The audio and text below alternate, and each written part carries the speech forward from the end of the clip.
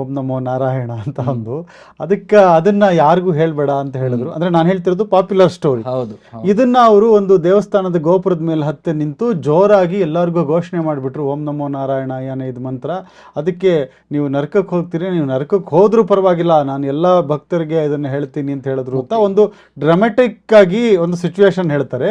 ಶಾಸ್ತ್ರೀಯವಾಗಿ ಏನಿದೆ ಇದರಲ್ಲಿ? ಸಂಪ್ರದಾಯದ ಅನುಗುಣವಾಗಿ ತುಂಬಾ ಕ್ಲಿಯರ್ ಆಗಿ ಏನು ಹೇಳ್ತಾರೆ ಅಂದ್ರೆ, ಸ್ವಲ್ಪ ಭಿನ್ನಾಭಿಪ್ರಾಯ ಇರಬಹುದು, ಆದರೆ ಅನೇಕ ಗುರು ಶಿಷ್ಯ ಪರಂಪರೆಯಲ್ಲಿ ಸಾಂಪ್ರದಾಯಿಕವಾಗಿ ಏನು ಹೇಳ್ತಾರೆ ಅಂದರೆ, ರಾಮಾನುಜರು ಖಂಡಿತ ಶಾಸ್ತ್ರ ವಿರೋಧವಾಗಿ ಯಾವುದೇ ಕೆಲಸ ಮಾಡೋಕ್ಕೆ ಸಾಧ್ಯ ಇಲ್ಲ.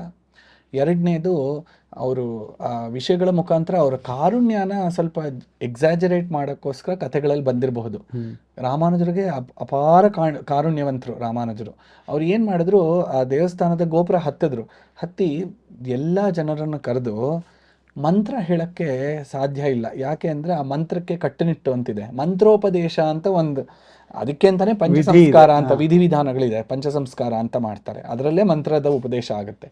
ಅದರಿಂದ ಅಲ್ಲಿ ನಿಂತು ಹೇಳಕ್ಕೆ ಸಾಧ್ಯ ಇಲ್ಲ.